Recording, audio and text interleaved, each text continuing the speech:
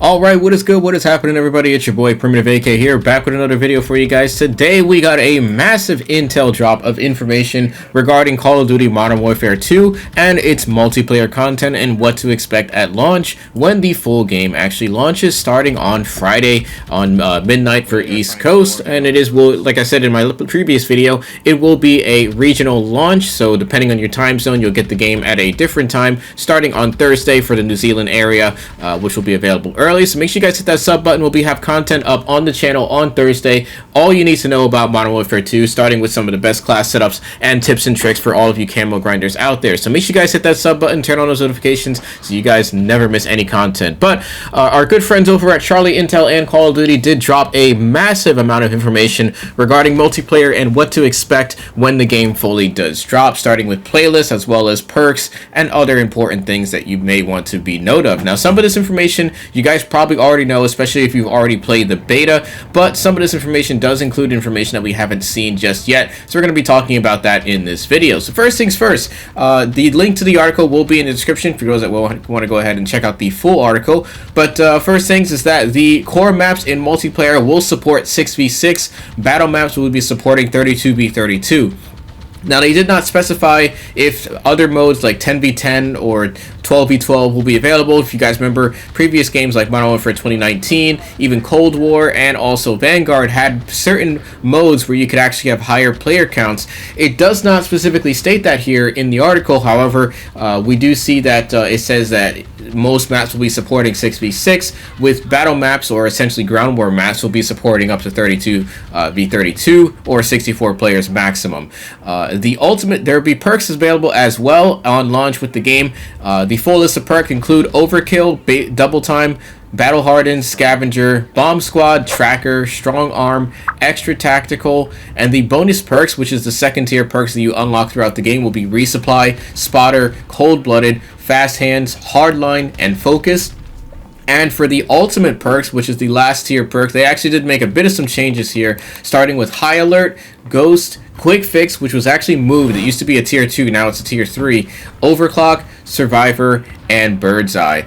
Moving on, they did also tell us some new playlists which will be featured on the game when it does launch. The full list of playlists will be known as Free For All, Team Deathmatch, Domination, Hardpoint, Headquarters, Control, Prisoner Rescue, Knockout, and Search and Destroy. They did also state there will be a hardcore playlist for these modes available at launch. However, they're not actually calling it hardcore, they're calling it tier 1 playlist. This will feature modes such as limited health, no HUD whatsoever, friendly fire on, and third person mosh pit as well. So these will be available in hardcore and core modes as well, so do bear that in mind. Not sure why they're renaming it as a tier 1 playlist, but that's just precisely what they're doing here, so we'll just have to roll with it. On top of that, the quick play playlist will be available as well, so if you just want to select a certain playlist, meaning you don't want to play free for all, you can actually select whatever playlist you want to play in the quick play options, and it will match make based on your personal preferences. One thing I'm curious to see if they add is any type of like pacing playlist. If you guys remember in previous CODs, they had what was known as combat pacing, where you could select 6v6, 10v10, or 12v12, like different combat pacings.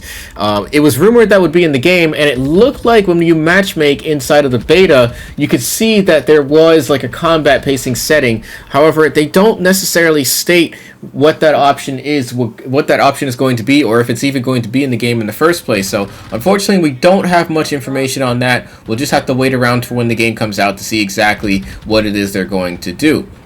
On top of that, we do have information on field upgrades that are going to be coming to the game as well. Starting with at rank 45, you'll be able to unlock a lot of these. You'll be unlocked 2 field upgrades at once. If you guys remember, in pretty much previous Call of Duties, especially Modern Warfare 2019, you could have up to 2 field upgrades in your inventory. That will be available at level 45. Starting with the tactical camera, for those that remember, you'll be able to have like a tactical camera. You'll have an inflatable decoy.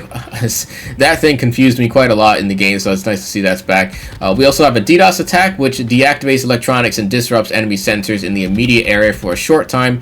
We also have deployable cover, which will be coming to the game. That's pretty much returning. Trophy system will be available in the game at launch. Unlike Vanguard, we had to wait pretty much like 2 or 3 seasons for that to show up. Dead Silence, once again, will be a field upgrade. Munitions box will be available at launch as well.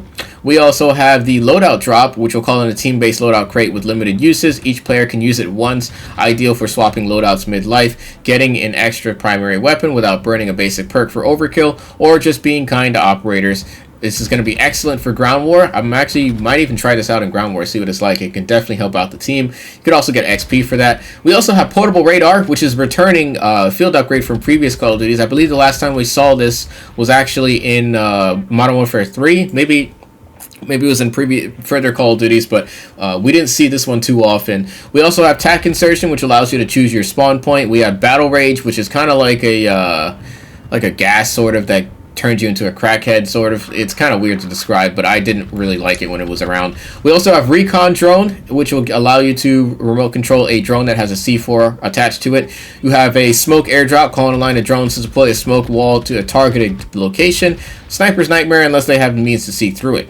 Suppression mine's also going to be available. I had a blast using this one. This basically just like it's like a mine that you put on the ground that stuns enemies when they walk over it, and it's hilarious. It's such a troll field upgrade, but I love it so much. We also have anti-armor rounds, grants weapon ammunition that applies bonus damage against armored targets. This includes vehicles, equipment, body armor, and targets behind penetrable cover. Phenomenal in ground war while vehicles roam. So probably won't be using that often. Not too much of a fan of that. Coming in, they also did give us the full list of kill streaks available at launch, starting with the UAV at 4 kills or 500 score. You guys all know what that does. I don't need to explain that. We also have the counter UAV at 5 kills, the cluster mine at 5 kills, and the care package at 5 kills as well. If you want to use the score streak version, it will be available for 625 score. Moving on, we also have a precision airstrike at 6 kills, the cruise missile as well at 6 kills, and the mortar strike at 6 kills or 750 score. As well as that, we have the sentry gun, which will be available at 7 kills, and the SAE kill streak, the super precision airstrike, which will be available at 7 kills or 875 score. Moving on, the VTOL jet at 8 kills, Overwatch Hilo at 8 kills, and Wilson HS at 8 kills or 1000 score. Coming in at 10 kills, we have the Stealth Bomber, the Chopper Gunner, and the Emergency Airdrop available for 10 kills or 1250 score. For 12 kills, we have the Gunship and Advanced UAV available for 12 kills or 1500 score. We already know what those kill streaks do. And last but not least, at 15 kills, you have the Juggernaut streak, which is pretty self-explanatory. You guys all know what the Jug does, so nothing too crazy there. As well as that, it will be available for 1,875 points if you prefer the kill streak option or the score streak option. Moving on, they did not give us the full list of multiplayer maps in the game, but they did state that the multiplayer maps are based off of 3 base locations throughout the game, one of them being Al Mazrah, which is our Warzone 2 map, Las Almas, and the rest of the world. They did state that pieces of these maps will be part of the core multiplayer maps, as well as ground war categories as well. But pretty much that, guys. That's pretty much all the intel drop that Call of Duty gave us today. Obviously, there are leaks out there that confirm more information that is not in this article, but we're not going to be covering that today. I'm sure you could scour the internet and find those leaks somewhere, but for the most part, this is all the confirmed information leading up to launch. Modern Warfare 2 launches in 2 days for the New Zealand region. Like I said, be sure to stay tuned on my channel. We will be the first ones to cover everything there is to know about this game and some information that I think will help you guys for those jumping into the game for the first time. Anyways, guys, thank you guys so much for watching. It's your boy Primitive AK signing out. Peace out, fellas.